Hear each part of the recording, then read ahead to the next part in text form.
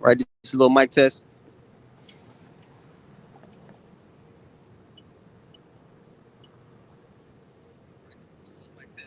All right, we're good. Make sure everything's good here on the stream.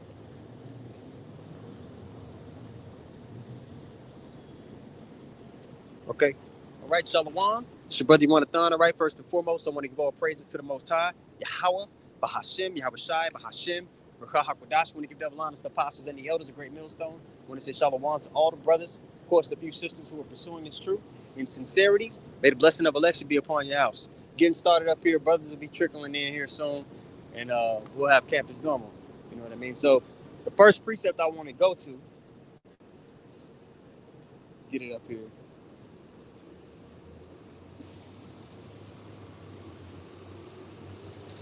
It's Ezekiel, the 36th chapter. All right. The people with the little hats on the back of their head today in the Holy Land, it was prophesied that they would be there. The Edomites.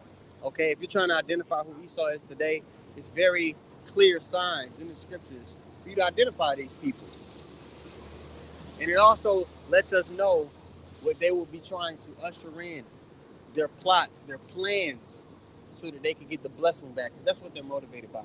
They want that everlasting kingdom, that everlasting blessing that was given to Jacob. Two people were given worldwide dominion in the scriptures, right? Jacob and Esau. The difference between the two is that Jacob's was going to be an everlasting kingdom, and Esau's wasn't. And that's what he's striving to have, all right, with all his plots and plans, with all the things that he does to our people. That's what he wants, all right? He's trying to create his own pseudo blessing. Let's go to Ezekiel 36:5, okay? It says what?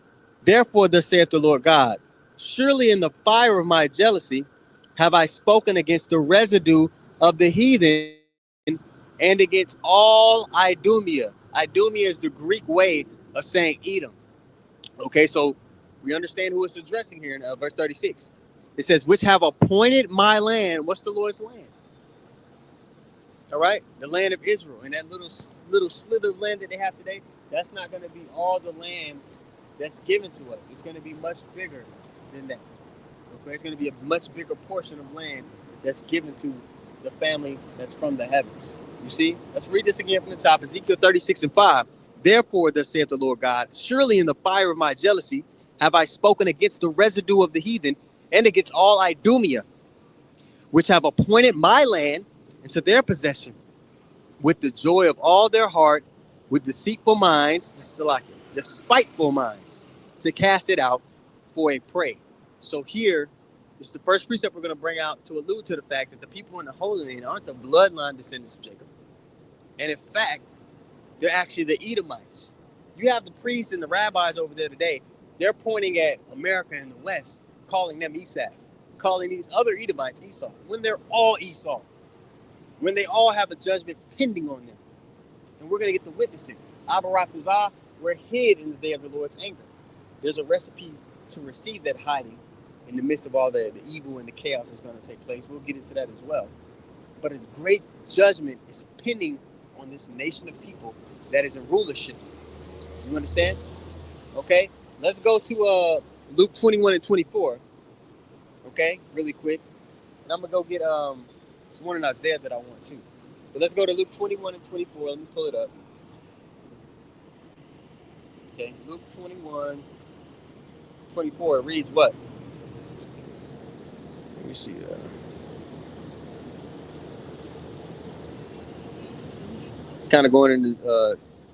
70 AD. But there's a point here in verse 21. Here comes the brother over here with the camp sign.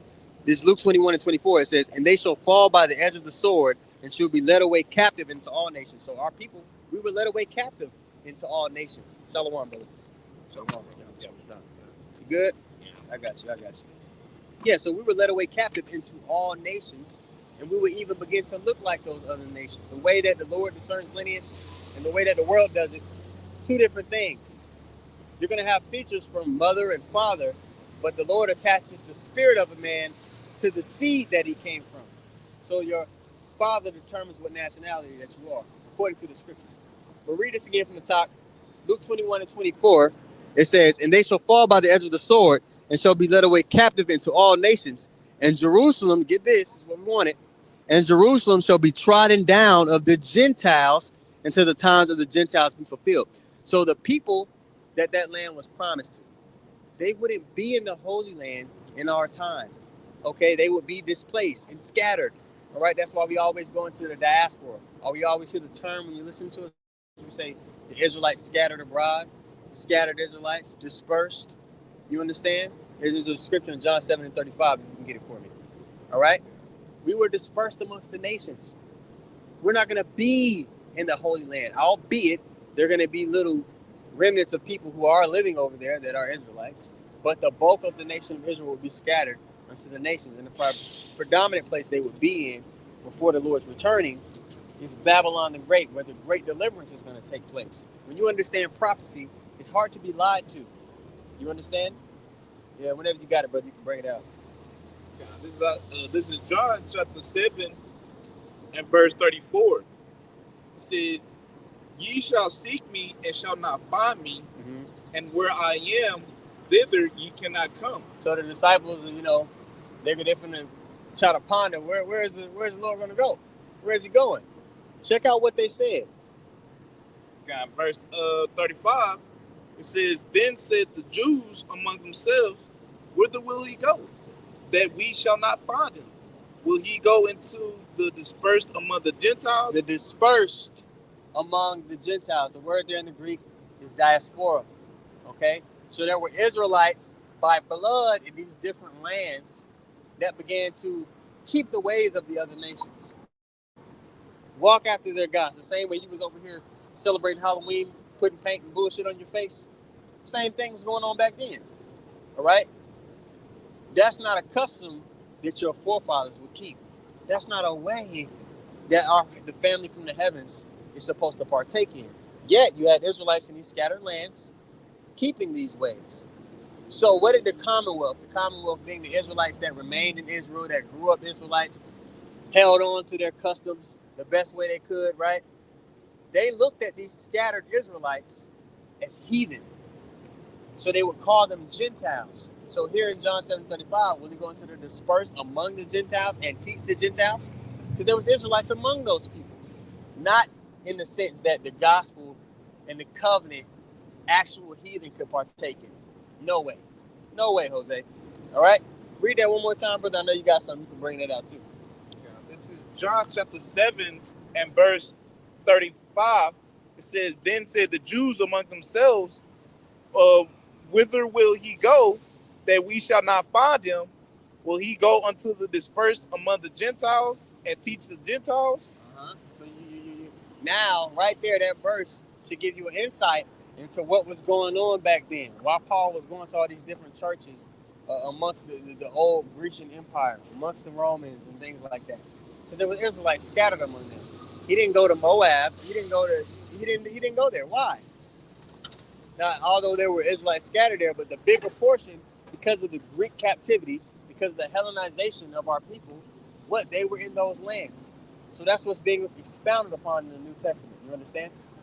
All right. So if you had something, if you don't, I want to get Isaiah 26:10. I'll read that while you found what you found, unless you had it right now. I'm looking. It's in Isaiah though. Isaiah 26:10. It says, "Let favor be shewed to the wicked, yet he will not learn righteousness. In the land of uprightness." Where's the land of uprightness? The land that was promised to us, the land of Israel, the land where they're having Pink City, okay, over there in Israel. "In the land of uprightness will he deal unjustly, and will not behold the majesty of the Lord." So they've been given everything, man. They got the million, they're in their kingdom, they even got the Holy Land. The high places are theirs. They got it all, right? But they still, even with that opportunity to forward the ways that lead to life, they forward death. Okay? So there's no room for redemption for this man. His sins have reached up unto the heavens. Okay? And we're getting ready to see his fall. You got what you got? It was Isaiah 2. Because if the if the righteous, aka the true people, were in the Holy Land, then for one of the things, which is what I'm gonna get into, man, Micah 4, yeah, that's a good one, 4 and 3, and Isaiah, and the one I was gonna give was Isaiah 2, and 5, I think, and how it goes into how they're not gonna no war anymore, right? It's not gonna be no more war, but yet in these times, bro, Elder Menatazaba, he just did a lesson on it, on basically a scoffer talking about how, oh, the Jews are being persecuted right now. Oh wait, oh, that nigga, I seen that.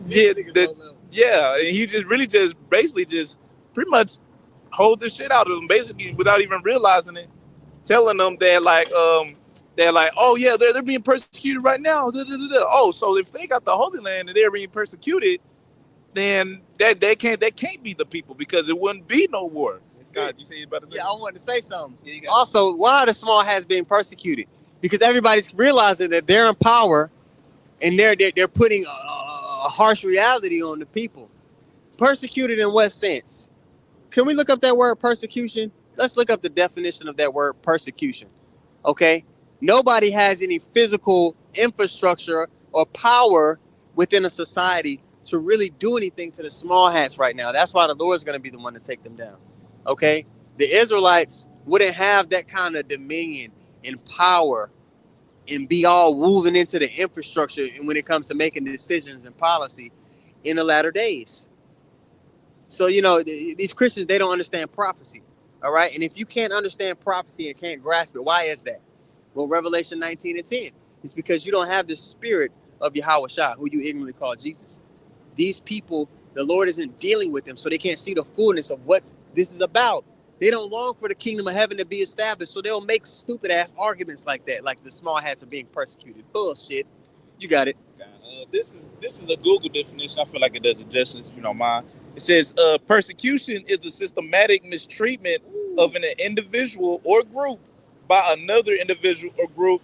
The most common forms are religious persecution, racism, and political persecution, though there is naturally some overlap between these terms. Yeah. So now in the beginning of that definition, it says systematic. We don't have any power to systematically oppress anybody. Look up the word prejudice, if you don't mind. Okay? We don't have the ability within this society, as Israelites, as a true bloodline descendants of Jacob, to be prejudiced to anybody. We don't hold power over the infrastructure, over laws, over how society flows. Come on, man. You see? Prejudice. Gave me like 3 or 4. This is the second one?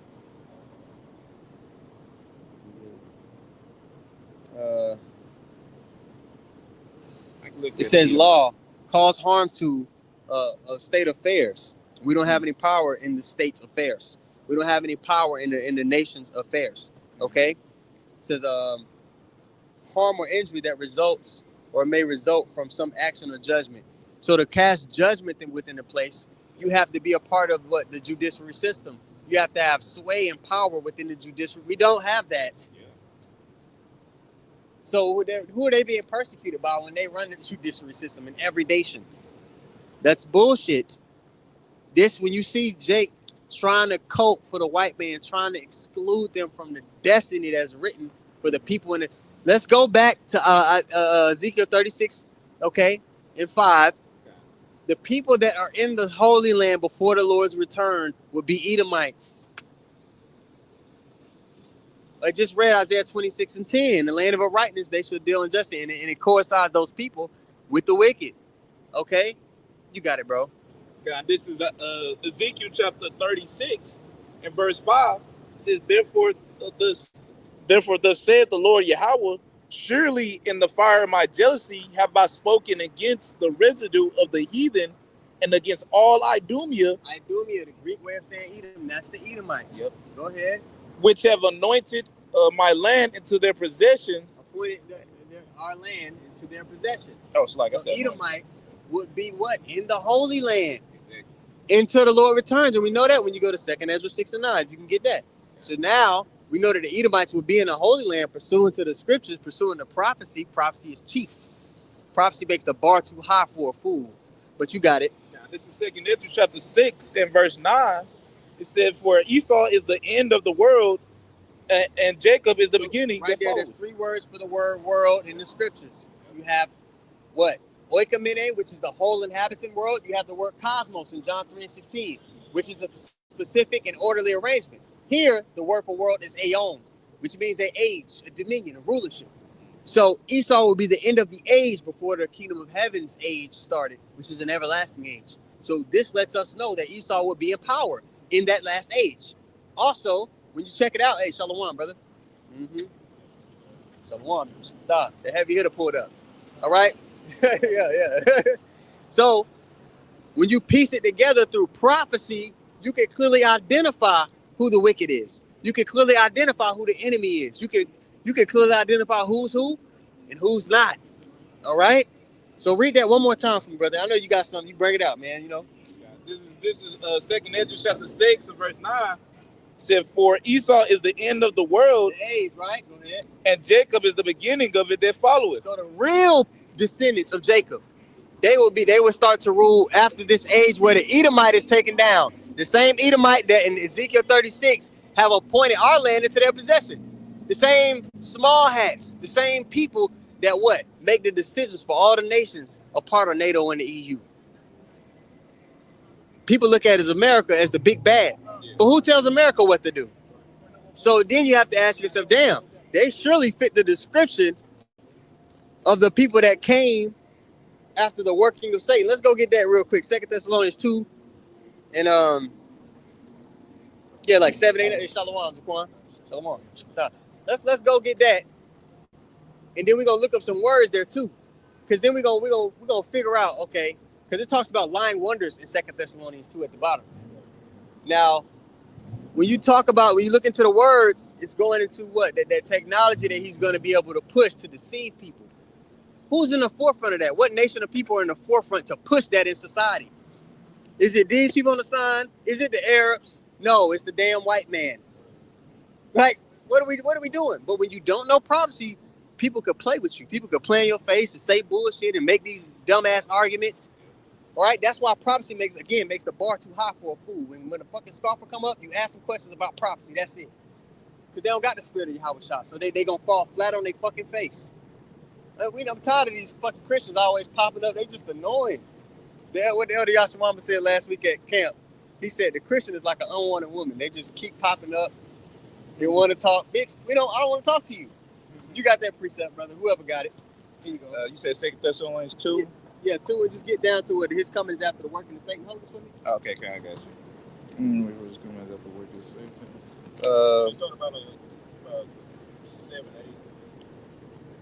8. God, this is 2 Thessalonians chapter 2. I'll just start at verse 7. It says, for the mystery of iniquity doth already work. Only he who letteth will let until he be taken out of the way. Who was ruling during Paul's time? What? The Romans were ruling. And you got all these scholars, they'll let you know that NATO and the EU is just the revised Roman Empire. That's not even something that's far-fetched when you bring it up. Yeah, there's no debate on that. We know this is the revised Roman Empire. All right? Go ahead, keep reading. God, verse 8, it says, and then shall the wicked be revealed, whom the Lord shall consume with the spirit of his mouth, and shall destroy the brightness of his coming. Destroy with the brightness of his coming. Okay, so these people, this revised Roman Empire, is going to be destroyed, annihilated by the Lord upon his return. Yep. That's in the Apocrypha. All right, when the Lord cracks the skies and one punches this place. Okay, so it's equating to you who the wicked is in the scriptures. We already went to Ezekiel 36 and pointed out who the chief tribe of Edom. The scriptures also say the least of the flock shall draw them out. All those prophecies, when you try to line it up and make somebody fit that description, it's only one people. Mm-hmm. Keep going. God, verse 9, it says, even him whose coming is after the working of Satan. Yeah, so there's a people upon the earth whose coming is after the working of Satan. The same way the elect, we come after Yahweh Ba'ashim Yahweh Shah to push his vibration in the earth. You see? If you want to say something, Quan, just, go ahead. God, 2 Thessalonians chapter 2 and verse 9 from the top. It says, even him whose coming is after the working of Satan with all power and signs and lying wonders. Power and signs and lying wonders. Now, what happened recently today, or was it yesterday? Apple announced that they're going to release a brain chip interface so that you can control their devices. Yeah, now, all the major companies are going to be doing this. You got to realize, Elon Musk, he has Neuralink. Apple, they're releasing theirs. And Microsoft is going to come out with theirs. They're developing theirs. So, and this isn't Apple or Elon. This is military technology that is being released by corporations. Okay? So what they're telling people is, oh, you're going to be able to control your devices. You'll be able to communicate with people. Telepathy. That's a miracle, ain't it? Yeah. Telepathy? Necromancy. Oh, that's a miracle. But it's deceitful. We're going to get that word lying, which I'm sure will be pseudos. Okay? What they don't tell you is, yeah, you'll be able to communicate with your brainwaves, but they'll also be able to send frequencies to you and control what you're doing. So they're leaving that out. And they're painting this technology, this power. They're painting it out to be something for your well-being when it's really a chain, an eternal chain of bondage. You got that word, bro? I got wonders, and you said lion. Lion and wonders. 21 verse. Lion. All right, Strong's G5579 pseudos. It says a lie, conscious or intentional falsehood. Intentional falsehood. They're intentionally painting this out to be for your well-being and health, for the forwarding of society, but they're intentionally leaving out that it's going to be a chain to control you, that it's going to give them dominion over your soul. You understand? Your man's goings won't be the man's goings of the Lord. They want man's goings to be of Esau. You understand? This is what they're trying to push. You got it. It says in a broad sense, whatever is not what it seems to be. Right. A perverse. It says a deceitful precept. Woo. So they're pushing out a philosophy, a way that's contrary to the Lord's way, that's going to lead to death. You got Charles Schwab, that so-called step down, but who's taking his place? No Yuval Harari. What's his famous quote? We don't need God. We can make our own water. This is a deceitful way that he's pushing to the people that's going to lead you to destruction. Okay, the prophets have been set up to warn the remnant of these things so they don't be deceived. And we're able to shine a light on all the lies and bullshit that he says, because we can go to the prophecies and show what his real intentions are. We can go to the prophecies of this book and say, hey, this is the end goal for him. It ain't so that you can live a better life. It's to be like the Most High. It's to extend his temporary blessing. He wanted the blessing that Jacob got. That's his real intention. So the prophets can go into the prophecies and actually do that and break it down. Okay? A Purple Ranger can't go into prophecy and deal with a Christian. They're just gonna look stupid on whatever podcast they go on. Okay? Now you can get wonders, and then I know brothers got precepts.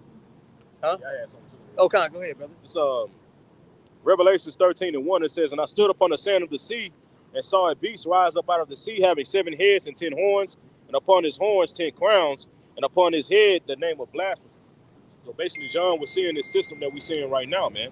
You see, which when you read in that second verse, it lets you know it ties it back to that, the Roman Empire, man. You see, because this is like the brother was going into. This is the revived Roman Empire, man. You see, so but when you go into this word beast, real quick. All right, this goes to the Greek word Strong's G2341. Therion. It says, I'm gonna get straight to it. A brutal or bestial man, a savage. You see, so who's living a life like that? Who's that savage, man? It's going into Esau. But when you go deeper into the root, it's the Ra. It says, of preparing destruction for man. And that's exactly what this system is, man.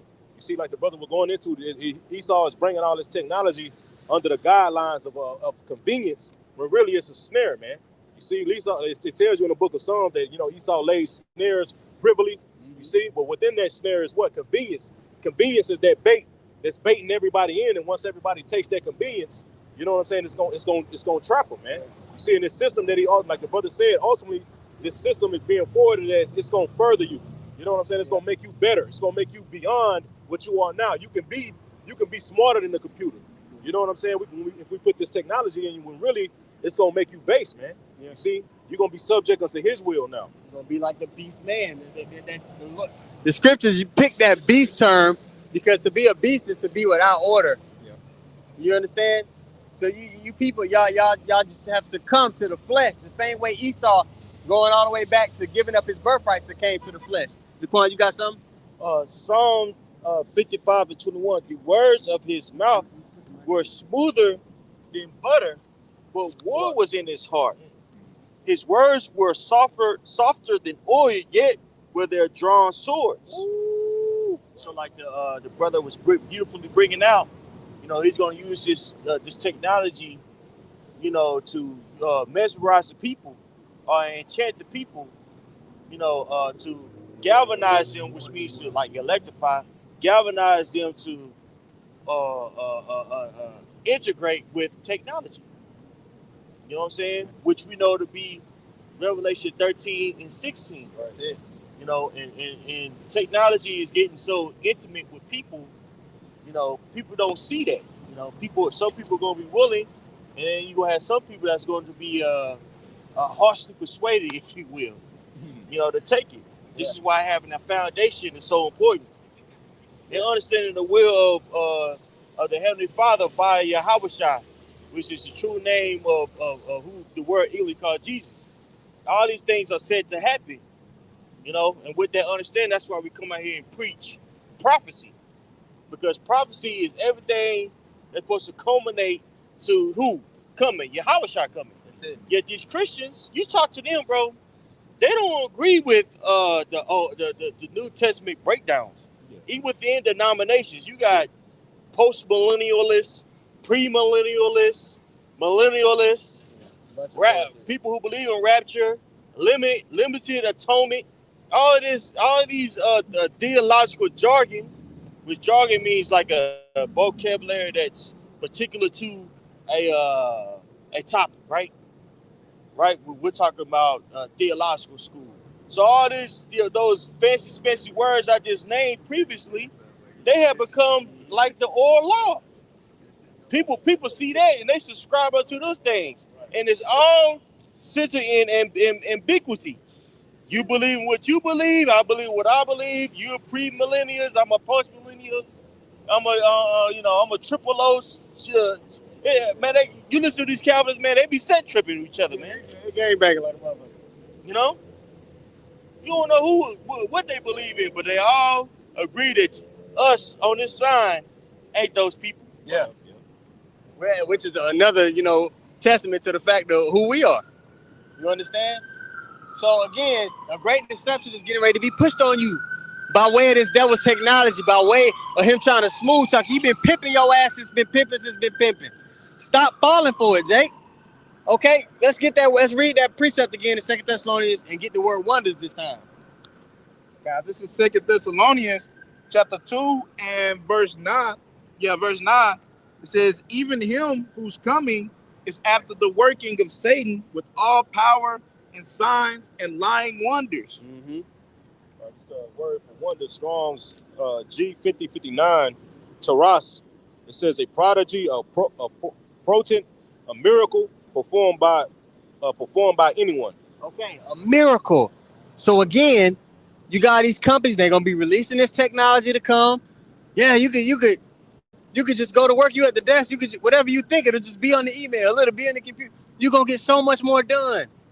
The people that take this technology early, they're gonna get promoted to do certain jobs. People gonna be like, damn, life on easy mode if I do this. It's especially in combination with the shortage of goods that he's creating. Keep in mind, bro, he's creating a reality to where the bullshit that he says seems right. He's creating a reality to where when he comes with this way that's so outlandish, that's so against the Most High, even to those Christians that say they believe, they're gonna be like, damn, this is a godly thing to do. This is the right. People are genuinely gonna think they're doing the right thing, bro. Well, you have certain Christians out there. They're reading sermons. They're reading AI sermons. Oh yeah. Letting AI do it. You know what I'm saying? They're letting AI write certain sermons and things of that nature. You got the small hats over there. They say, well, since it made this, it made the sermon as part of the Ruach, it's part of the Spirit. They integrated into, their belief system already. A lot of them. So a lot of these guys, man, they don't know what's going on, and they're gonna easily fall for it, for the okie doke. And the beautiful thing about understanding prophecy, not only do we see this play that's coming, but it builds your faith when the exact things that the Lord says, you see it play out in the earth. Yeah. Christians' faith can't get built up to resist the time that's coming, man, because they don't know what comes after. The persecution that we're about to receive, we know what comes after if we remain steadfast. We know the reward that comes after the persecution, and the Lord told us it was going to come. So even when we looking that through the face of adversity, it's going to be like, you know what? I know there's a reward on the end of this. A Christian isn't going to know that. A Christian isn't going to have faith to persevere through the bullshit when their relationships get fucked up for them trying to stand up against the evildoer. A Christian ain't going to have the gumption to resist when they lose their job behind this shit. A Christian ain't going to have the gumption to resist when he can't eat. Nigga ain't fasted a day in his life. Right? So these people are about to fold on a heavy level. Yeah. Even people with fringes gonna fold because a lot of people in this camp that don't understand how to build their faith, what to be concerned with. They concerned with dance parties and Passover parties, which is not a fucking party, right? Instead of understanding the prophecies, instead of shedding the fat, cutting off the ways of the world so that they can resist the evildoer when it's time. You see, you had something to say. See, I was gonna say because they're not being prepared for what's to come, right? You got people that's saying the 1,000 years, and then now it was 20, 30 years. You already can tell what the leader of these camps, where their minds at. It's not set on salvation. They living it up, right? 20 to 30 years here. Okay, yes, it's better than 1,000, but 20 or 30, you're not in the spirit. Right? If you're not looking at the things that's going on, you can't be in the spirit talking about, oh yeah, we got about at least 20 or 30 years. No, it's far less than that. And guess what? Their congregation is going to be in that same kind of mindset. As scripture says, man, the blind leads the blind, they both shall fall into the ditch. Right? So since they're not being prepared, guess what? They all going to fall into the ditch. They all going to perish under the indignation of Yahushua's wrath, man. Right? Because as the brother said, man, they're not being prepared. Right, so they might know some scriptures, but if they thinking that this way is going to continue on, then guess what? They're not going to be thinking about, okay, I need to get ready for Yahushua coming. I need to do this, that, and that. No, they're going to be like, shit, I mean, wear your fringes, Doc. That's all they think about, man. The fringes, the law. Everything that's really not concerning, that's not concerning ultimately the truth, really. Now, we ain't saying it's a bad thing, if you wear your fringes, it's used to remind you of the law. But they put a whole nother meaning to it. If you ain't got your fringes, you ain't gonna make it. Oh, okay, that's all I need. That's what everybody's thinking now. Now understanding the fringes is up here. Right. Fringes is away. And by the way, you can buy my fringes on my website. Just use the pro code. Yeah, man. Primo code, I mean. What's Eddie Murphy in that vampire? What was his name? He was up there in the pool pit. Oh, Eagle. It's good. Preacher Paulie. Yeah. Preacher Paulie. You niggas is Preacher Paulie, man. Sucking your congregation dry. Right. You got a precept, bro. Man, I got a little information, man, because you got to remember what the brother's going into when we seeing these talks of this technology or putting technology inside people. You know what I'm saying? You got to remember when Trump got in office, he was talking about the golden age. Yeah. You know what I'm saying? But I just looked this up. It's AI overview. It says the age of Aquarius is a term used in astrology, says in beliefs to describe a shift in the prevailing culture and spiritual paradigm. It's often envisioned as a golden age where science and technology dominates over traditional religious beliefs. And that's what we're seeing right now. You know what I'm saying? The shift from religious belief, from the beliefs, man, of Yahweh Shem Yahushua with the standard, man, now to Esau's way, technology. Yeah, you know what I'm saying? Well, technology has to actually, we make better decisions this way, Better judgment. Right. So that your judgment's based off a machine that this man made. A machine that, hey, bro, if you're going to chat GPT and try to call this man, kind of have a conversation with Grok or one of those tech, and you ask him about Edomites and what's right and wrong, he going to try to cover the white man's ass. That technology has been programmed to cover the white. It's not. Well, if I can say this, we think the thing about it is with the technology is limited. The technology that it stores is the said knowledge of this world. Yeah. You know what I'm saying? So you asking certain things, you know, it's going to interact with you. It's going to seemingly seem like as if, you know, it's agreeing with you, or it's, you know, coming to the same conclusion that you ask. And really, you know, people are asking the loaded questions, and it's allowing you to believe what you believe. Yeah. So you gotta be careful even with that. It's actually called GPT.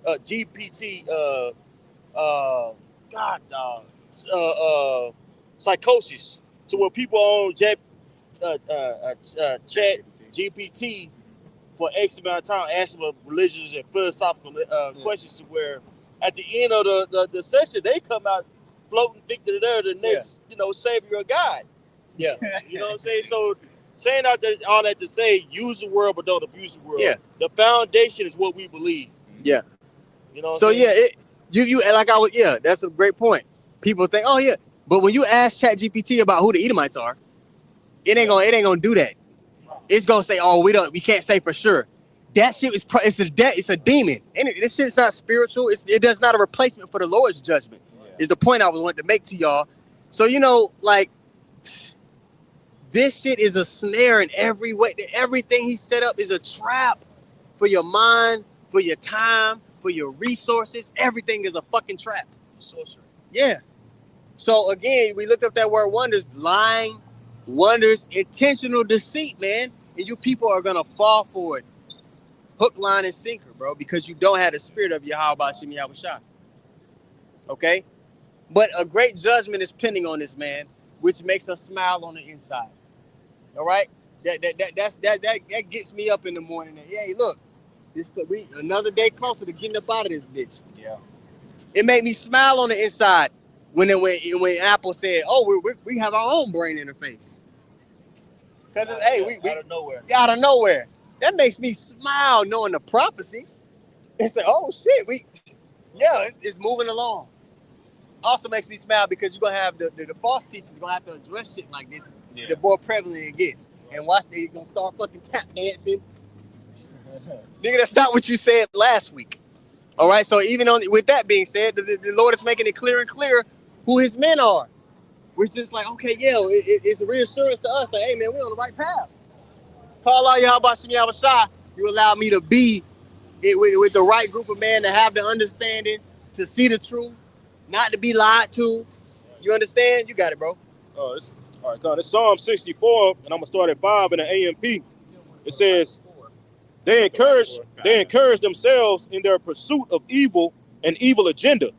They talk of laying snares secretly. They say, who will discover us?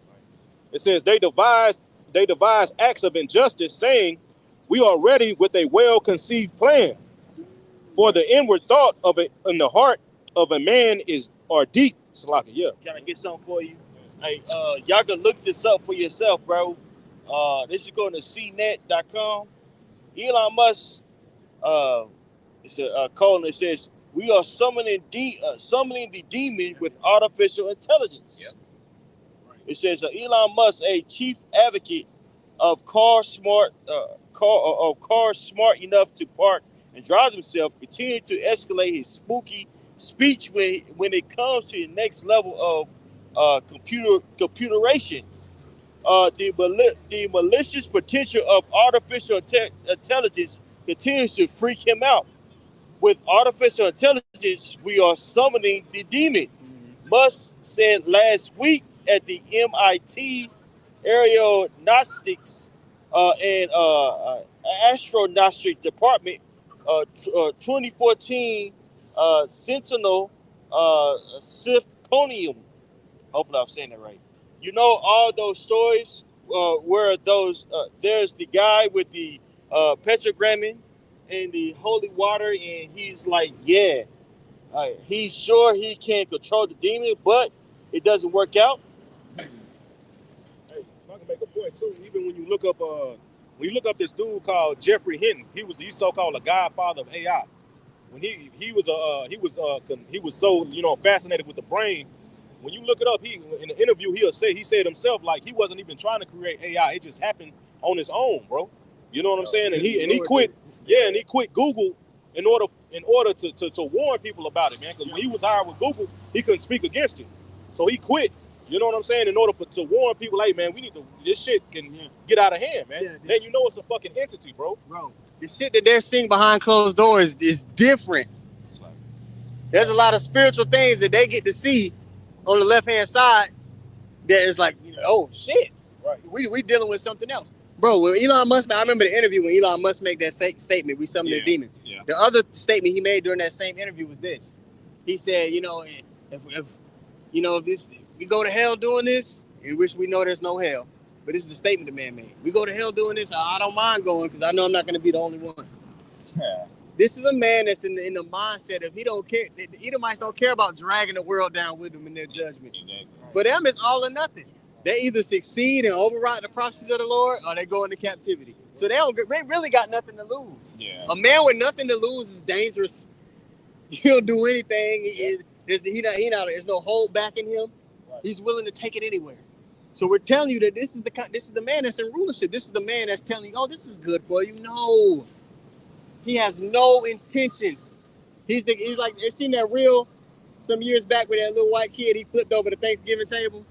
Y'all remember that video where he didn't have something he wanted. He just threw all the food off the table. Okay, nobody's gonna eat. That's the spirit that this cracker's in, man. If he can't have the kingdom, ain't nobody gonna have it. So he'll take everybody down if he can't have dominion, bro. You see? You had more on that? No, you was reading this article. You had more on that article? What you want to say? No, I just wanted to put that out for what y'all was going into. Yeah, so that when you read that article that what Elon Musk said, it makes me think of Habakkuk 2. Right. He is as death. This man really is the carnation of evil, destruction, death. He's the living essence of all of those characteristics that lead to destruction. And people just act like they don't see the shit because they're sedated with all of the fast entertainment, with all the bullshit food, that they're drugged up. All these people are like a drugged up hooker, man, that don't realize that the motherfucker that's watching over them is screwing them over. Sober up, man, and the way to be sober is by clinging unto the Lord's word. Okay? You got it? Okay. This is Sirach chapter 14. Like it. And verse 5, it says, "He that is evil to himself, to whom will he be good? He shall not take pleasure in his goods." Man, just going into what you were talking about with not even just Elon Musk, that's just Edomites period In general, right? Because bro, like he clearly doesn't care about his own damn people. You could just go to downtown, right? You see all these homeless Edomites. I'm like, wait, ain't this your kingdom? Why the hell is there any homeless Edomites, man? Most Edomites should be good and just straight, right? But only in this kingdom where the Edomites, aka the Amalekite, which is the head of it, right? Don't give a fuck about their own people. If you ain't part of the family, we don't care. Now, if you white, okay, we'll show some leeway in court, but other than that, we don't give a damn. Yeah. Right. So with knowing that he's evil to himself, to whom he'll be good, just letting you know that, like, bro, this is not someone that you should be trusting. What's that? Sirach 12 and 10, right? Never trust thy enemy. Matter of fact, let me go ahead and get it. God, yeah, when it's right here. All right, Sirach chapter 12 verse 10 says, "Never trust thine enemy, for like his iron rusted, so is his weakness." All right, so like, bro, you got to understand first who your enemy is. They still think Esau's your friend for whatever goddamn reason. Esau's your friend, but we're the worst thing coming, right? We telling you what's to come. This man is the devil, right? And not to trust this man, but we're the wrong. Oh, you black Hebrew Israelites. Even the Christians, right? Which we know that they're being paid off, right? Just to come because we're not the worst thing coming. We're not the one fucking up your food. We're the one telling you who's fucking up the food. But they mad at us. Exactly. This man's shipping millions of baby booties all around the world, but we the problem. Come on, man. So fuck these people. Using fetuses for all types of like drinks, chemicals, and stuff like that. Yep. Using the enzymes to test out like food, things like chemicals that additives, I should say, that they put in food.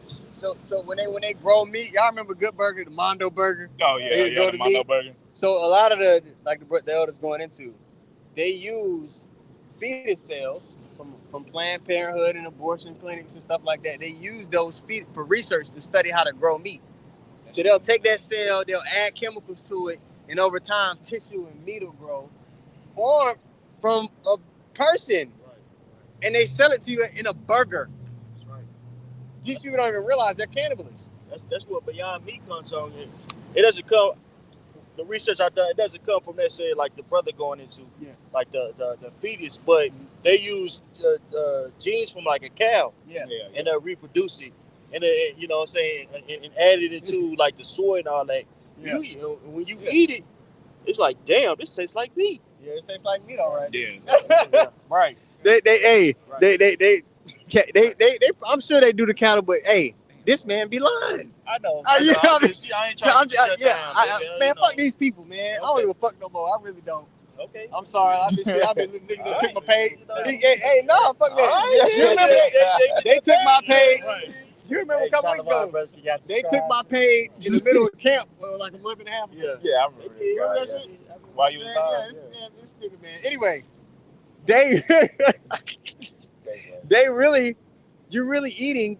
You don't know what you eating, man. You don't know what you eating, bro. Even the say for instance the food that you eating, like even like we won't even, if y'all can't believe that, we won't even go over here over that. The meat that you bring that we eat, you don't know if it's from Venezuela, you don't know it's from Canada, you don't know it's from the US. Right. People think all the beef that you eat comes from here. No, bro. Yeah. They ship beef and things of that nature over here. Right. That was one of the things that Trump was targeting against Canada, was beef. How can you ship beef from a country that takes days to get here? Meat, when you kill meat. I mean, no, they do it, but I'm saying I want you. There's only like 3 or 4 manufacturers of meat. Yeah. Like high rate. So you got cows that are raised in Canada. Yeah. They got the trucks going over there, ship them down here. Yeah. Take them to a spot, put the bam, and, there you go. But the meat they'll kill and ship it over here. I want to make the point. They putting chemicals on that meat to look fresh. That's what I wanted to say. I agree with everything you're saying. But you got to realize, even the meat that is a cow, is you getting that shit was killed days ago. It lived horrible. It's sick. It's all kind of bullshit.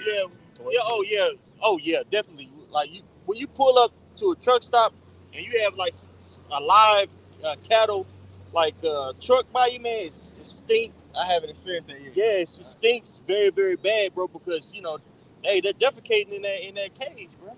The shit like how they did us on the station. How they did us. That's what you eating, bro.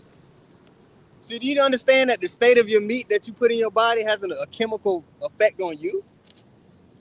God, if I could add to that, they also torture them before they kill them.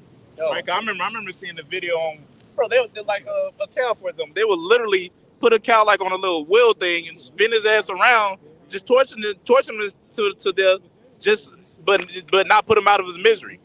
That right there, that has an effect on you too, because when you eat that, man, that cow was in shock before it died. So you consuming that in, and then you wonder why your moves is swaying up and down, right? And that's Esau, because he do it for no reason. What was the purpose of you putting a cow on a machine and spinning it?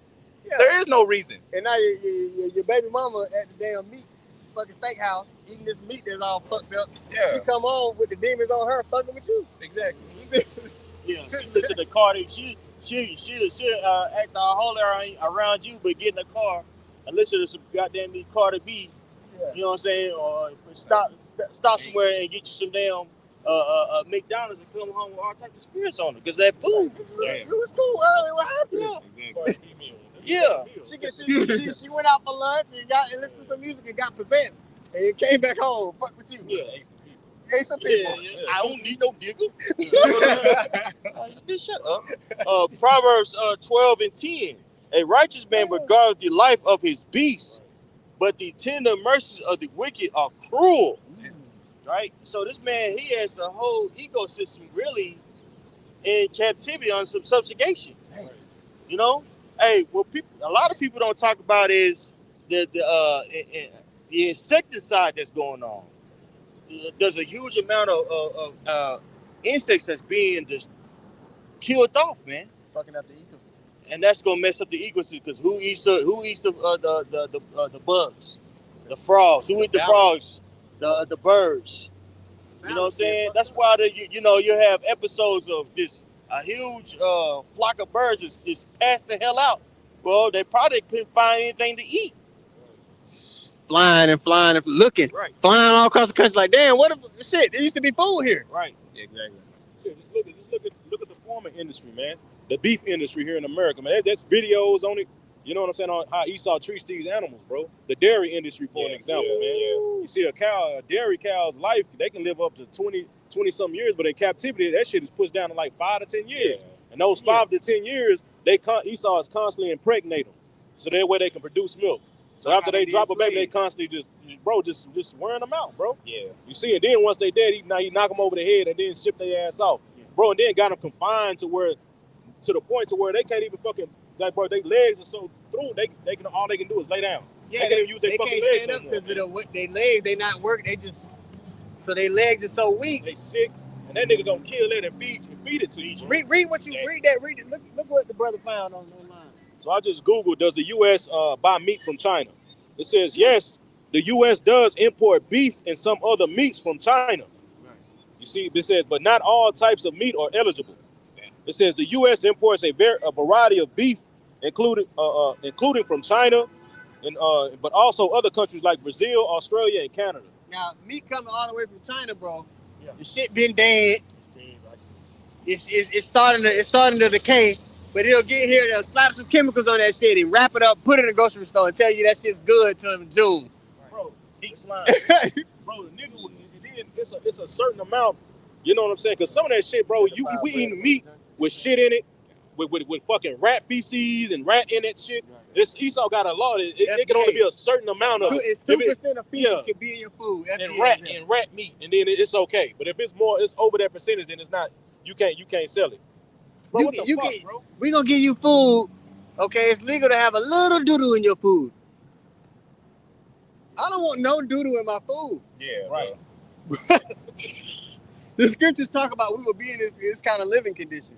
We will defile bread among the Gentiles. You can get that real quick. So that too is prophecy. We ranting and venting, but this is a part of our captivity, the curses that will be upon us, man. You got it, bro. God, this is Ezekiel chapter 4.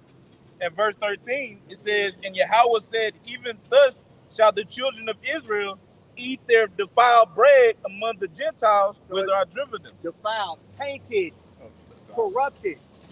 So our food supply will be fucked up, and we wouldn't have any power in our hand to change that. Yeah. Now I guarantee you that the dude on El Nasazakba's video was saying, oh, the children are being persecuted. They eating good over there. They eat clean food. They ain't not eating that bullshit. Them old ass pedos is living till they 105. Okay? Persecuted. That's bullshit. What is this nigga talking about? How you persecuting somebody but yet you committing a G word? Come on, man. G, right? that ends with side. Oh my goodness. You persecuted, but you just blowing up babies. Yeah, indiscriminately. Right. Hospitals. And then Allah said, well, Hamas was underneath the hospital, so we had to kill them. It's Hamas' fault that we had to bomb this hospital. It's Hamas' fault we had to blow up the pregnant ladies. Great. Right. Mm-hmm. Nobody even thinks to hold this man accountable. They got a saying. Wherever you are in the world, if you want to find out who's in charge, find out who you can't talk against. Right. When you're in America, all right, Babylon the Great, who is the demographic of people? When you're in America, Babylon the Great, who's the demographic of people you can't speak against? The small hats. Yeah. The Israelites in the last days weren't foretold to be in a position of authority in that nature. Oh, yeah. They don't fit the prophecies. Prophecy is chief. You understand? You guys have precepts? If not, I want to go to Michael 4. Okay, Jeremiah 9:15. Therefore said Yahweh of hosts, the God of Israel, behold, I will feed them, even this people, with wormwood, and give them water of gall to drink. Contaminated. Going into just laying back and out with what the brothers bringing out. Because we, didn't follow out the Lord, he fed us poison. This is what we eat now is poison. This America has the highest cancer rate in all the world by far. Right. It's not even close. Why do you think that is? Well, America allows a lot of additives that other countries don't allow. The wormwood, That wormwood. Contaminated food. So it's so many ways that you can prove where we at. Right. You got it. I just got something pulled up real quick to back y'all up. It says, so I just Googled. A lot of people don't know that the same people that own the tobacco industry, you know what I'm saying? They bought the food. Like, you know, they bought the food industry. Yeah. Bro. It says, yes, it's true. Many tobacco companies expanded into the food industry, particularly in the 1980s and 90s. Tobacco giants like Philip Morris and R.J. Reynolds acquired major food companies, including Kraft, General Foods, and Nabisco. It says they allowed them to dominate the food market and generate significant revenue from popular brands like Oreo cookie, Kraft mac and cheese, and Lunchables.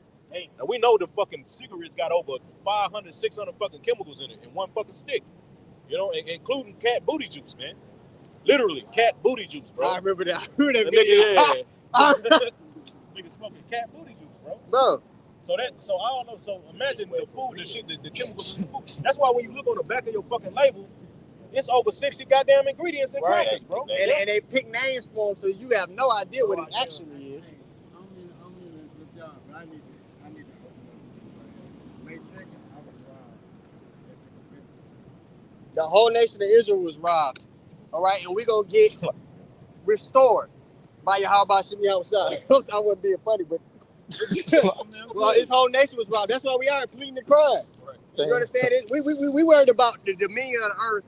Bullshit happen to everybody every day. Yeah, bro. Yeah, fuck. We talk about dominion of the earth, man. With a gun though. And then I This did nigga it got again. bombs. Esau's blowing up. Bro, we talk about the kingdom of heaven being established upon earth.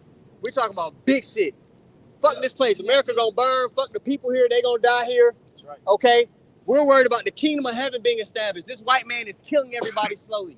Fuck this place. It's done for. Right. You got what you got, bro. So This place is wicked, and we don't give a shit about none of it. went up in that right girl. Oh, that's going, man. You said that the Lord gonna restore us. It's Jeremiah 30 and verse 17. For I will restore health unto thee, and I will heal thee of thy wounds, saith the Lord. Because they call thee an outcast, saying, this is Zion, whom no man seeketh after. Woo! So this nation of people have been put to a lower state to where everybody looks at us as the scum of the earth. Unless we shaking ass, dunking a basketball, making music. Yeah. Okay? Outside of that, you a nigga. You understand? So there's nothing for these people here. You should be longing for the world to come. All right? There's nothing for us here. And anybody that's invested in this place, we don't got nothing to do with them. All right? The only thing that's going to protect a member of these people when the destruction comes is if Yahweh Shem Yahushua is dealing with them. You gonna run out of bullets. Okay? You break a knuckle or a fist, you can't. There's only so much ass you can whoop. Yep. Okay? Look, the only way you're gonna be delivered out of what's coming to this place is if the Lord is with you. Okay? Goofy shit, man. I knew when I just knew. All right, go ahead. Go ahead. I want to go to Michael 4 because I want to point out the fact. I just want to keep nailing the point home that those people in the Holy Land are complete liars and thieves. He brought up the fact that he was robbed. Yeah, we was robbed of our whole identity. So I want to show these checkpoints that the so-called white man, he doesn't fit the description of the chosen people when we go back to that land. The conditions of the earth don't line up. Somebody lying, and it ain't the Lord. You got something else? Real quick. Hosea 1:7. But I will have mercy upon the house of Judah and will save them by Yahweh their power. It will not save them by bow, nor by sword, nor by battle, by horses, nor by horsemen. So he was screaming to get you a gun. That gat is not going to save you. Yeah. You know. Well, it's like, No, go ahead, bro. you made me think about that Proverbs 11:4. How rich is profit not in the day of wrath. Yeah. Right? So, like, with you buying a gun, using a gun, right? And I think in that same verse, it goes into righteousness delivered from death, if I'm not mistaken. You know? So, it's if you have Yahweh Shem Yahushua with you, you good. But if you don't, man, like the brother said, man, no matter how many bullets you got, you might not even get a chance to go out blazing like you think You might get sick. Right. Nigga. There's other ways. There's chemical warfare. Right. He might put a pocket nuke on a place where you live at. You don't know. There's only one way to be delivered, man. Yeah. Okay? The Lord built this. He built up our adversary to a point to where you can't overcome him carnally. The Lord set him up that way on purpose so that we had to look to him for salvation. So a fucking bullet or damn, that's might as well be a fucking slingshot. Exactly. Now if the slingshot got the power Yahweh behind it, that's different. Look at David. All right, but if you ain't got the Lord with you, man, if he ain't in it, you can't win it. That's just it. I just don't got no patience for niggas. Yeah. I ain't gonna lie, Okay. Yeah. You want that, Micah? Yeah. Let's go to Micah, man. God. I'll start at verse 2 unless you want to show that. You start at the top, bro. Okay. Yeah, Okay. All right. This is Micah chapter 4 and verse 1. It says, "But in the last days," in the last days, meaning when the kingdom of heaven is getting ready to be established. Okay, go ahead. This is when we're gonna go back to the land and everything. Go ahead. God, Micah 4 and 1. It says, "But in the last days it shall come to pass that the mountain of the house of Yahweh shall be established in the top of the mountains." It's going to be the top government, mountain government. And it's going to be established in the top of the mountains, making it the sole world. You know how they got superpowers today? This is the world power. We're going to be the sole world power in the earth. What we say goes, no debate. You got it. God, continuing on, it says, "Established in the top of the mountains, and it shall be exalted above the hills." The smaller nations and governments and tribes and people. We're going to be the top. You know how we have to live within the infrastructure he created? Yeah. Everybody's going to be subject to the laws and the standards of Yahweh Shai. They're going to be subject to the family from the heavens. You got it.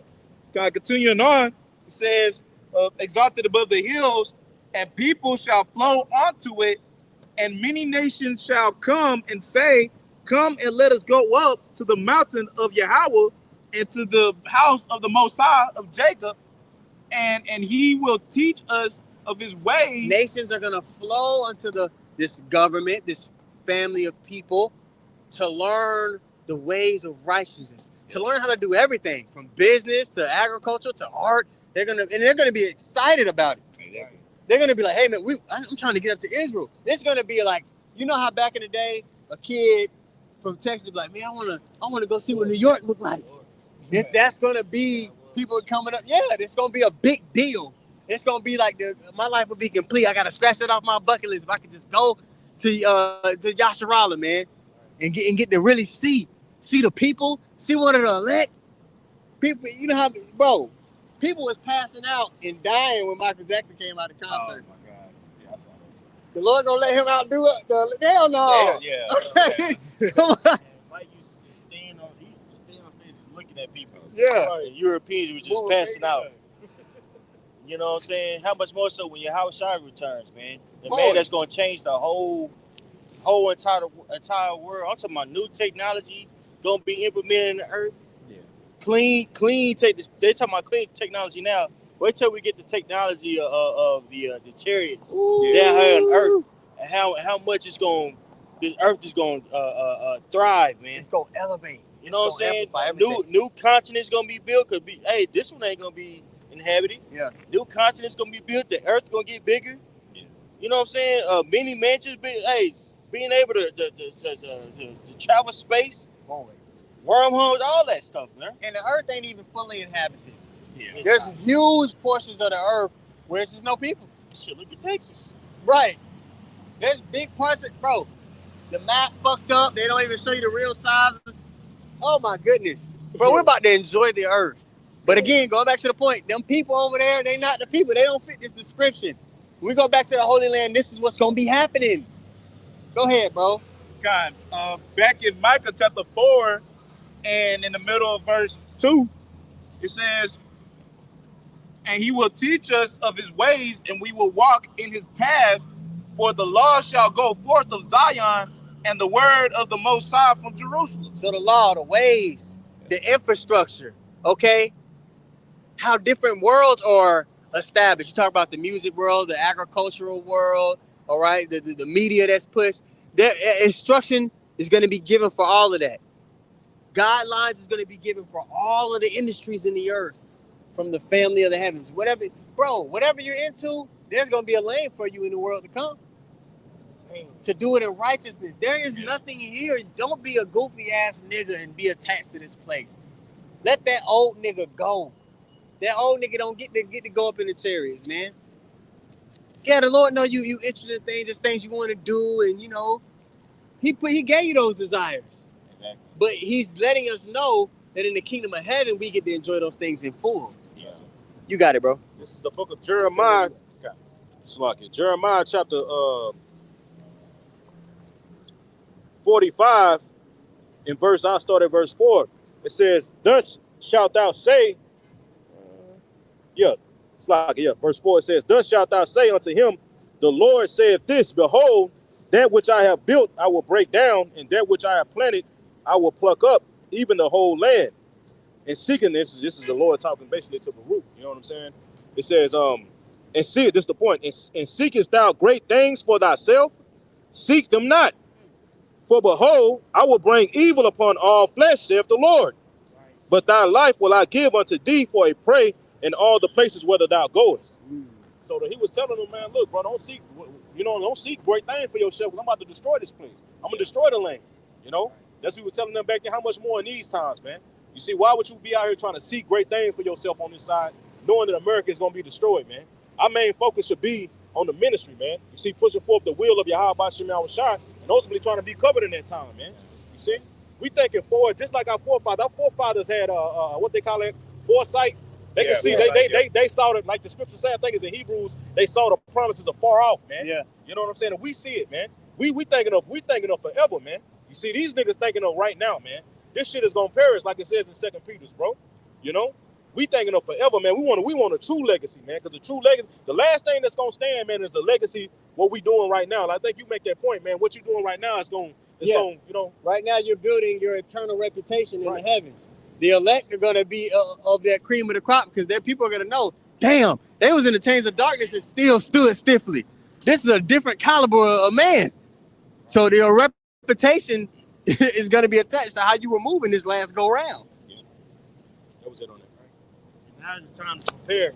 But we say, we preach to everybody, always a time like the weather, and you got to get right.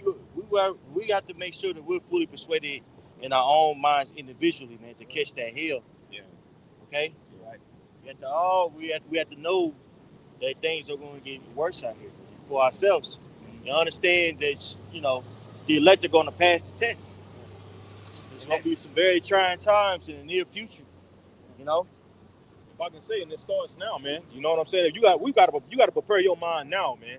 You see, you gotta be in the spirit now in order to be in the spirit in the time of Jacob's trouble, man. A lot of Jakes think that it's gonna pop off. And then they just gonna automatically snap in the spirit and they ain't been doing shit, man. No, it starts right now, man. What you doing, how you been, you gotta be in the spirit right now in order to have the spirit in Jacob's trouble, man. Yeah. You know? The mindset that you gotta go into, man, a soldier like it says in Peter's, man. I mean 2 Timothy's, not Peter's. You know what I'm saying? About, what is it about a soldier, man? Go into the prophecies of the Bible. Yeah. If you want to listen, you can park and come back. All right. Yeah, coming back. Whatever, nigga. But like I was saying, man, it starts now with that soldier mindset, man. Like the scriptures say, a soldier that's at war don't entangle himself with the affairs of this life, man. Yeah. You know what I'm saying? Yeah, we here. We gotta go to work. We gotta make our daily bread in order to, you know what I'm saying, have a place to stay and be able to take care of our family. But ultimately, our mind is on the kingdom, man. Yeah. See, that shit is just. This is our main objective right here. What we doing right now, man. This is what we live for to do this work, man. You see, this is the Amazon stock when it was in the garage. Right. Right. It may not look like that with the eye, but like you said, our forefathers had vision. You gotta have vision in the spirit to see what this is leading to. Yeah. The men that are standing stiffly for the ways of the Lord are gonna rule and dominate the earth forever, eternally. But the investment looks like this right now. Right. That vision is what's gonna keep you going. Bro. Yeah. Right. When things get dark. Yeah, that's that. As you saying that's that Hebrews 12:2, right? How looking unto the author and finisher of our faith, Yahweh Shai, he folk, man. It's like I'm just gonna have to get it. It's just like oh man, if somebody say, "Hey, I'll give you immortality but you got to get in the ring with Mike Tyson. That's easy work. That's easy work. Like, fuck, you know, I'm gonna live forever. Nah, for But real. you know, Jake, they in the spirit where they afraid of a man. They're clinging onto their flesh. They let their flesh and how their flesh feels control the decisions they make. They don't even know. Jake can't save $500. This requires for you to be in the spirit, to be in the spirit of saving, to be in the spirit of investing. You understand? You got it. I got something for the elder, Michael Oliver. It's Job 11, and I'm gonna start at 8 and 18 in the NLT. Having hope will give you courage. You will be protected and rest in safety. Right. Hey, that hope gives you courage. That you know that what you're doing is not in vain. Like if you know, hey, you go through ups and downs of the truth. Yeah. You might be frustrated, you know what I'm saying? This and that. But shit, what keeps you going is hope that you could be a part of that elect. Right. And that keeps you going, bro. You know? But a lot of people, they don't really have that hope because they've never been taught that hope. So how could you fight this spiritual fight if you don't even know what to look forward to? How could you fight that spiritual fight when everything, this devil's taking everything that made you comfortable away from you, and you don't know that there's a greater reward on the back end? You can't fight. You can't fight back. Right. The scriptures say, man, in the what is it, Ecclesiastes, that those that look out the window, it's gonna be darkened. Yep. So it ain't like you said, elder. You know what I'm saying? What's gonna get us through this darkest time in history, man? With that light, man, having this hope. You see? But it's a little bit more, man. Verse 19, it says, you will lie down unafraid, and many will look to you for help. Yep. Verse 20. That's what's going to happen. You know what I'm saying? A lot of brothers, you know, or us in general, man, people are going to be coming to us and looking for us to help those family members that you were kind of cool with, but you told about the truth, they thought you were kind of tripping. More and more, they're going to be coming and knocking at your door, figuratively speaking, or knocking, or calling you. Right, trying to get in contact with you.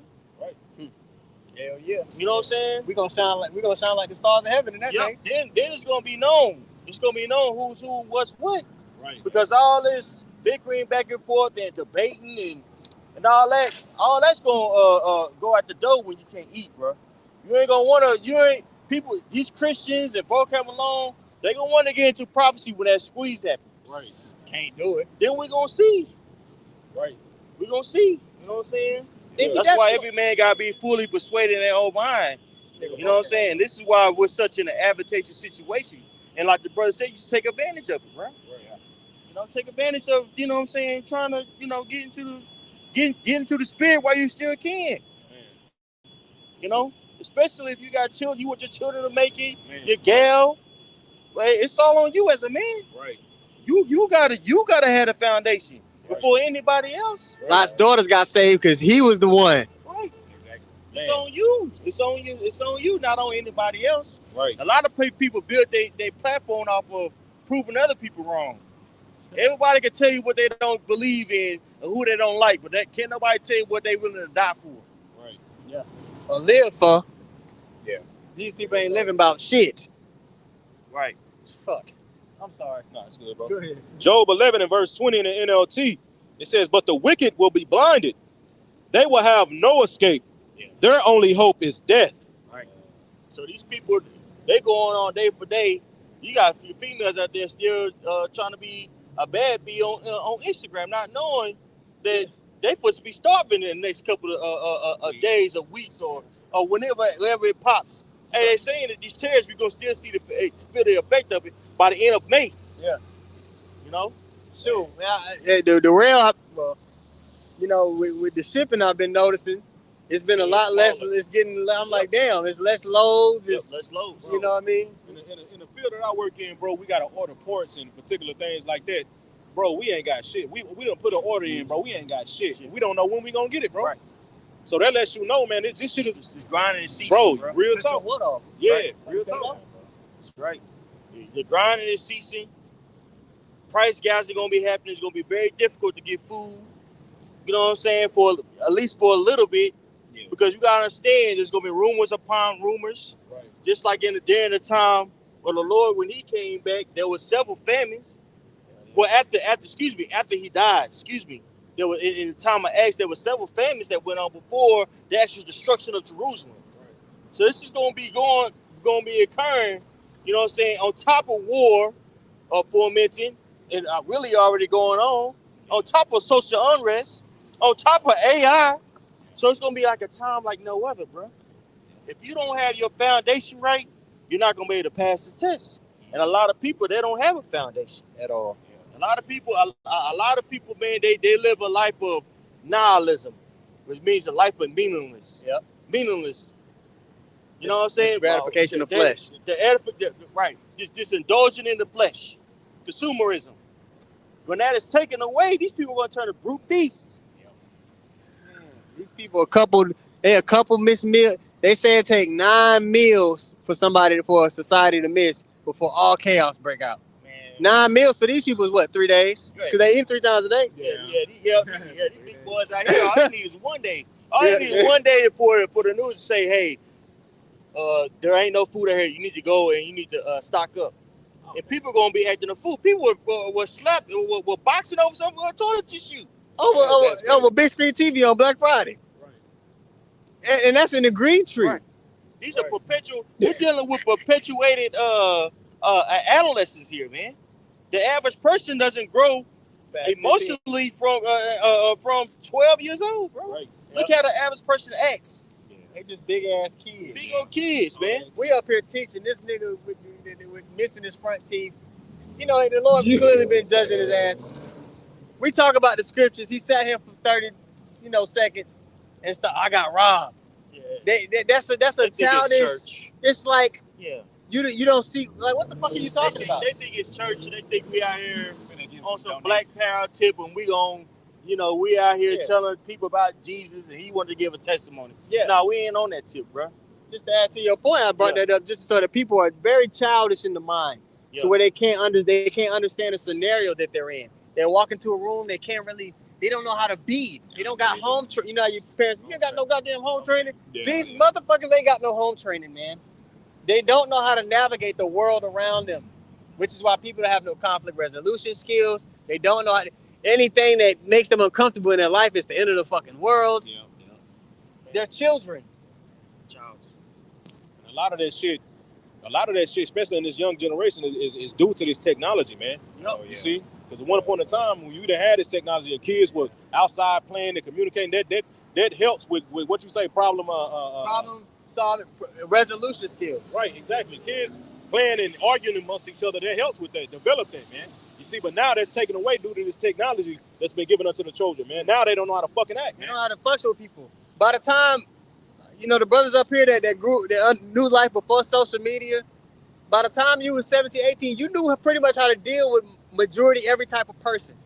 You kind of knew how to navigate with all these different types of people because you had experience socializing with them. Right. All you was good enough.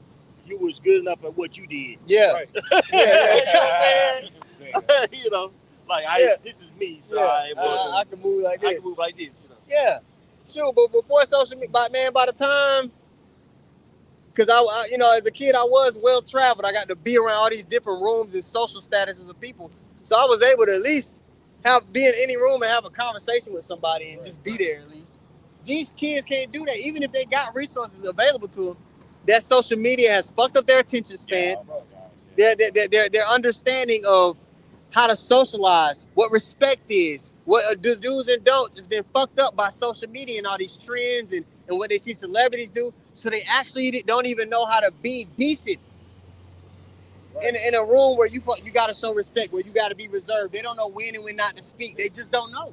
Right. The whole text message thing. Yeah. That came about people don't know how to communicate. Yeah. You a motherfucking, I don't want to text, I want to talk. Yeah. And they don't know how people don't know how to hold a conversation. You know what I'm saying? Bro, this technology, bro, that shit, like going back into the point earlier, man, that shit convenient, but that shit is destroying us, man. Yeah. You know? A lot of this research on autism, they said that first off, autism is only a first world phenomenon. Wow. You don't see no motherfucker, you know what I mean, like in third world, the technology taking out running and shit. Yeah. But a lot of there's huge. Oh, my bad. I want y'all to be funny. That was hilarious. It's I fun. want y'all to be funny. Take it over. It's like, but you don't really see that in third world country. You see it in first world country because of there's a huge correlation between screen time and autism. Right. These kids in front of the TV, and they're just stimulated all day to where they're being stimulated, but they're not being taught. Right. It's just You know? zombies. Yeah, it's not right. But you give them a tablet, they know how to make Bro. it. Yeah, they get. Bro. But he can't speak. But this nigga Yeah. done broke into goddamn your NASA. passcode. Yeah. Your passcode to Yeah, know to go to you. Yeah. Know to go to YouTube. Yeah, like how did you break into my phone? But this nigga yeah. can't speak. Nigga can't make a friend on the playground.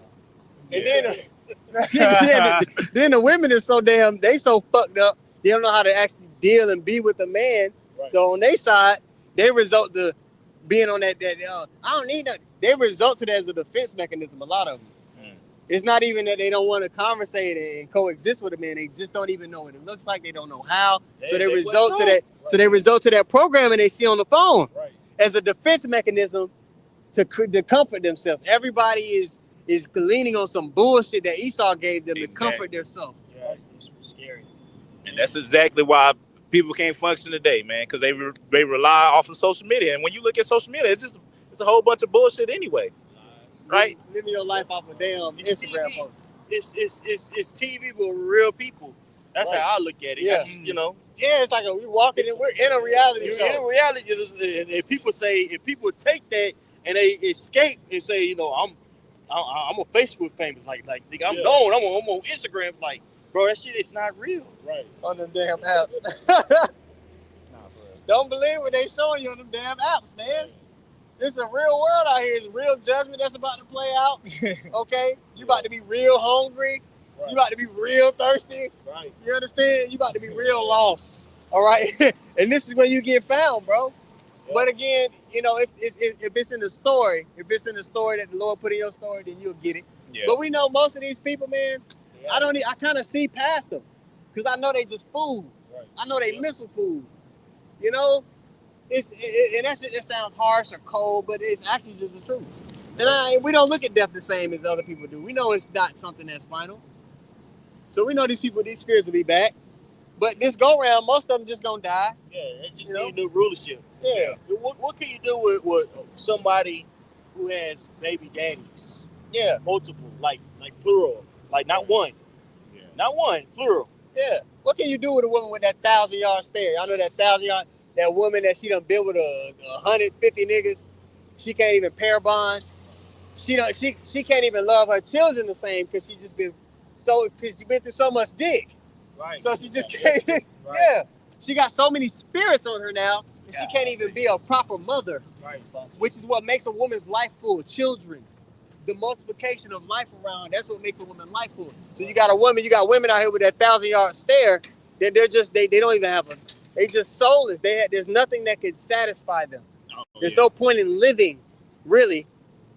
Even when you look in the book of Samuel, when you look through the scriptures, you see like it was basically like a curse thing if a woman couldn't have children. Yeah, you see. Yeah. That's why you had with Samuel's mom. She was getting teased by Samson's dad, other women. You know what I'm saying? You can't have baby. You know what I'm saying? She was, bro. That was looked at something like. Why? Because that's what the woman was made for, to fulfill. That's what the true purpose of a woman is, to bring forth children and to be a mother, man. You see, to be a happy mother, man. That's why when women get older, that's why older parents, after their kids out the house, they need what? They need grandkids. Yep. It keeps them alive. It keeps them going. It gives them the reason to push forward. Right. These people don't have nothing except things that Esau's going to take away. He's going to take away all the things. Right. So then what? 2nd Ezra 9:22. Let the multitude perish then, which were born in vain. Born in vain. And let my grape be kept, and my plant, for with great labor have I made it perfect. And I believe that's alluded to Isaiah the 5th chapter. How the Most High built a vineyard and it grown wild grapes. So he destroyed it, but left a cluster, I believe. Yeah, he kept a cluster. You know what I'm saying? That was fit, which that represents 1/3. A lot of people gotta go, bro. Yeah. You know, hey, what are you gonna do? Right. Hey, we got certain family. I know brothers could attest to this. You got for certain family members, you look at them like you. True. I'd be happy when you just go back to the spirit world. I don't mean nothing by that, but you're just not a good person. You gotta be reset. Yeah, you could be one of my kids on the other side. Yeah, but you gotta be baptized. Gotta be reset. Yeah. You need to reset. You know how I remember that kid that had that Sega. Yeah. I fuck up on the game. I mean, I'm starting this shit over, Nick. You know what I mean? Just press the reset, but fuck it. Y'all see, y'all too young for colleges. You got to right. Yeah, so well, okay, PlayStation, same thing. Any game system, you know, you was a kid, you trying to figure the game out, you don't do right, you go. You people need to be reset like that game console. You gotta start fresh. Right clean. Yeah, yeah, man. I got one family member, man. This person, I ain't gonna, they show up and just everybody just in dread because they know that this person was to be acting a dang fool. They got demons on them. Got demons, just cussing, just acting. This is like, wow. You don't even want to be around them. You get them, you block everybody, block their number. Yeah, man. You know what I'm saying? They call you, you act like you out of town. I got an uncle, man. Yeah. He mad at me because I won't share his mixtape on social media. This man 50 years old. Yeah, man. Fuck, bro. Touche. Man, it just mad all the damn time at me because I don't want to share his damn mixtape. I don't want you to. Is it good though? No, I'm playing. Bad joke. We gotta get out of here, bro. That's some people just gotta be reset, bro. Yeah. Not that they they're not as bad as Esau, but damn, they just need to be reset. They just through. Yeah. A lot of people out here are through. You know? Yeah. But to most people in the world, they would hear that and be like, these guys are pieces of shit for saying that. Yeah. Yeah. Love. We are talking about love. We talking about people being restored to actual life, to a place where they can flourish. Yeah. You got it. Zechariah chapter 13 and verse 8. And it shall come to pass that in all the land, saith the Lord, 2 parts therein shall be cut off and die, but the third shall be left therein. So you can be mad at us, but it ain't like we can do nothing. The Lord ordained that. Yeah. I'm just okay with what the Lord doing. I'm not just okay. I'm ecstatic about what the Lord is doing. Yep. Okay, let me rephrase that. Better you than me. Yeah. Verse 9, and I will bring the third part through the fire, and will refine them as silver is refined, and will try them as gold is tried. And that fire is going to be adversity. When you're trying to purify metal, you have to heat it up to its breaking point so those impurities could be pulled out. Okay? Our weaknesses, our attachments to this place, all right? Our preconceived notions of how to be given to us by the so-called white man and his programming has to be pulled and drained out of you. Right. So that the Yahweh shine you could shine forth. Right. Okay, you got it. It says, and I will, it says, and they shall call on my name, and I will hear them, and I will say, it is my people, and they shall say, Yahweh B'Shem Yahushua is my God. Ooh, so for us to have that intimate relationship with the Most High first, we got to go through that fire. That fire is a process of events that has to happen. The fire, then that intimate relationship gets to come back. Okay, and we in the midst of the intimate relationship right now. Right. But it's going to be even on a higher level. That's what we want. That's what we was talking about when we said some even our loved ones got to be reset. We want them to have that closeness with the access to life. Okay, you got it. Whoever. Jeremiah 30 and verse 11, it says, for I'm gonna start at 10. Therefore fear thou not, O my servant Jacob, saith the Lord, neither be dismayed, O Israel, for lo, I will save thee from afar, and thy seed from the land of their captivity, and Jacob shall return, and shall be in rest, and be quiet, and none shall make him afraid. So the deliverance, we're going to be saved up out of the North Country, but there's certain things that's going to happen here before we're taken out of this place, and the healing takes place. We're changed, and we get to enjoy the earth in its fullness. It's a process of events. This is prophetic too. Again, if you don't got the prophecies, you can't even understand the big picture of the scriptures. Verse 11, for I am with thee, saith the Lord, to save thee. Though I make a full end of all the nations, whether I have scattered thee, yet will I not make a full end of thee, but I will correct thee in measure, and will not leave thee altogether unpunished. These societies, these nations that we've been scattered into, they're going to be demolished. They're going to be taken down, all right? The elected, this people isn't going to be taken down, no. They're going to be refined, like that silver is refined, right? And then we're going to be restored and set up on high, like we were talking, reading in Micah the 4th chapter. Right. All right? And that lets you know that we're going to have to go through, we're not going to go unscathed, bro. We're going to have to go through something, man. Just when you read up in that chapter, it talks about the day of Jacob's trouble. but he shall be saved out of. The Lord is reiterating again. Look, I'm gonna make a full end of these niggas. I'm gonna come and I'm gonna rescue you. You gonna be in the, but I'm gonna correct you. You're not gonna go unpunished, man. You see, that's why it says the elect shall be scarcely saved. The Apostle Hart did a video a while back. The Elder Bon Supply that sent me a clip of a video where the apostle said, man, we gonna, hey man, in that day when it's time, but we got to get down, man. You know, we might have to, you know what I'm saying, do what we got to do in order to survive with you. You know what I'm saying? End the nigga, you know, or whatever you know, just like in that book of Eli. You know what I'm saying? He got wounded, but the Lord was still with him. To finish his course. Right. So hey man, we ain't about to go through unscathed. No, we gonna go through it, man. You see, but the point is, the Lord is gonna be with us. He's not gonna make a full end of us like he's gonna do the 2/3, man. I got something to back you up. It's 1 Peter 4:17. God, this is 1 Peter chapter 4 and verse 17. It said, for the time has come that judgment must begin at the house of the Most High. And if it first begin at us, what shall the end be of them that obey not the gospel of the Most High? So judgment's gonna start with the people who know they're Israelites. Okay? It's already happened. It's already happened in a big way, in a real way. Is the plumber nigga. Yeah. Okay. You gotta keep going. God, verse 18, 1 Peter chapter 4, verse 18 says, and if the righteous scarcely be saved, The righteous, those that are the elect, the righteous scarcely be saved. Can we look up that word scarcely? Let me see here. I'm gonna get that word scarcely be saved. Meaning by the skin of your teeth. You see? Now, you get it, it says molus, with difficulty, hardly, not easily, very rare. It's gonna be a rare occasion for somebody to be saved. Meaning it's gonna be something that you ever seen an Indiana Jones movie where he's running and he got to slide up under that wall? He barely get up under that wall, and the wall get his hat by the skin of your teeth, man. Right. But you're gonna have to be equipped in the spirit to make that slide. Right. The people that ain't been equipped with the full armor of God, they're not gonna be able to endure the things that are coming. Right. You see, that's the brothers going into it. You got it, bro. God, back in 1 Peter chapter 4 and verse 18, I'm gonna start from the top. It says, and if the righteous scarcely be saved, where shall the ungodly and the sinner appear? They're gonna be out of there.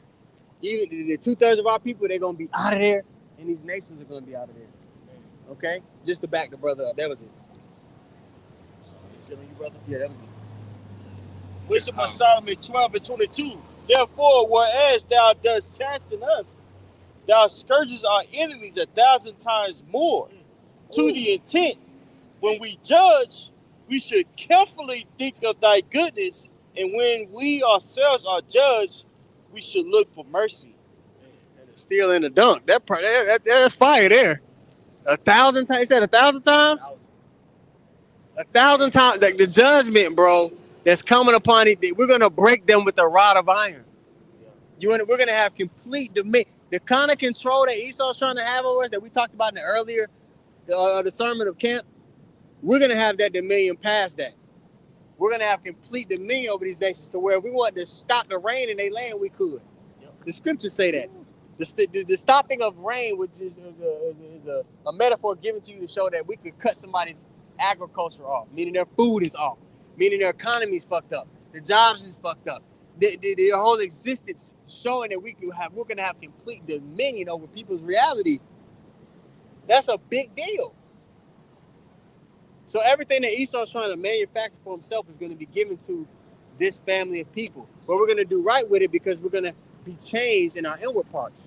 We're going to have the Lord's mind within us. You see, to do right all the time, to never make mistakes. Esau always has it to where when he depicts a godly figure in the movie, they're making mistakes. He tries to humanize them. We're not going to be like y'all. Yeah. We're going to have a terrestrial and an extraterrestrial body, but we ain't going to be like y'all. Not in the spirit. We're going to be perfect. That's why we're going to be fit to rule forever. You see? Okay, you got more than that? That's it, brother. I got that. We can finish Michael 4 up and then we can wrap it up unless y'all got, more precepts, whatever you want to do. Yeah. But, oh shit. It's like I dropped it on that. It's all good. Here you go. Micah chapter 4 and verse 3. We're at verse 3. Okay, got it. This is Micah chapter 4 and verse 3. It says, and he shall judge among many people and rebuke strong nations. Yeah, rebuke strong nations afar off. Yeah, we're gonna have dominion to then put judgments on the nations to rebuke them. And nobody, we're not gonna have a country that backs us to get things done. We're not gonna go, hey America, could you help us deal? No, it's gonna be us by ourselves. Yeah. Again, we was reading this to illustrate to you, people in the Holy Land aren't it. Yeah. But it's gonna be some more glaring indicators as we continue to read. Go ahead. Continuing on, it says, strong nations are far off, and they shall beat their swords into plowshares. All right, this is the opposite of Joel, the 3rd chapter. In Joel, the 3rd chapter, it talks about the nations militarizing for the war of Armageddon, World War III. But here in Micah, the 4th chapter, it says when the people go back to the land, there's not going to be need for militarization. And it goes on to say that there's not even going to be war anymore. Now, ever since 1948, since they went back into that land, it's been nothing but war all over the world, including with them. That's not going to be the case when the true bloodline descendants return. They do not fit the description of the people. When you know prophecy, you understand that, and you can't be lied to or played with. But there's a lot of people with fringes even on their shirts that don't go into prophecy, don't understand it, so they can be confounded by a nigga like Ron Dalton. Damn! Nigga Ron Dalton? Let's check. Come on, man, keep reading. God. Back in Micah chapter 4 and in the middle of verse 3, it says, and they shall beat their swords into plowshares and their spears into pruning hooks. Nations shall not lift up a sword against nation, neither shall they learn war anymore. So nations are not going to learn war anymore. All right? They're going to be in the spirit to where they understand, like, hey, there's no rebelling against these people. These people are like gods, lowercase g. You understand? Yep. Yeah, weird shit going on. We about to wrap it up. Continue reading. Verse 4, Micah chapter 4 and verse 4 says, but they shall sit every man under his vine and under his fig tree, and none shall make them afraid, for the mouth of Yahweh has spoken it. Yeah, so we're going to be in complete peace and complete rest. We're not going to have to worry about anybody bombing us. We're not going to have to worry about people questioning our legitimacy. Hell no. Right. Okay? Yeah, it doesn't make sense. When you line up the prophecies and overlay what the hell is going on, you know what's going on. It's clear as day. Yeah. But peace on earth. Yeah. What the hell are we talking about? But what was it? 60% of pastors don't even have a biblical worldview. They don't look at the scriptures and actually overlay it with what's going on. Oh yeah. So you people are fucking lost, especially you Christians. Y'all don't know what the hell going on, man. Right. Y'all fighting in the dark. Y'all don't have the light to even do battle with us, or to do battle against this man that's going to come upon you. So you're gonna lose heavily because you're not prepared in the spirit. You're just a nigga in America. That's it. That's all Jake want to be. But I showed you that clip last week. Yeah, remember? Yeah. She was like, well, y'all gotta pick y'all the Native Americans, y'all Israelites. Right. You're a nigga. You're a nigga. Bitch, you can't be both. And then Jake wonder why you can't get. I don't know why we can't get along, because you don't have a culture. Right. A culture is a way of life. Right. Being black is just really, taking on the ways of Esau Edom. Yep. All the stereotypes that he consider you, that's in being black. You know what I'm saying? So being black is basically a Frankenstein. A damn Frankenstein that Esau Edom has made based off his stereotypes. Man. Yeah. This is why we're calling for those who have ears to hear to come out of that and to come into this truth. Yeah. You so-called Negro, Latinos, and Native Americans are the true Israelites, man. And with understanding who your true power is, right? His name is Yahweh Shai, the word English called Jesus. Understanding his will before he comes is going to galvanize you to repent. This is why we come out here so much and to prophesy and let you know that the time of Yahweh Shai is coming. Yeah. Just wanted to throw that out. You know what I'm saying? Beautiful. That's beautiful.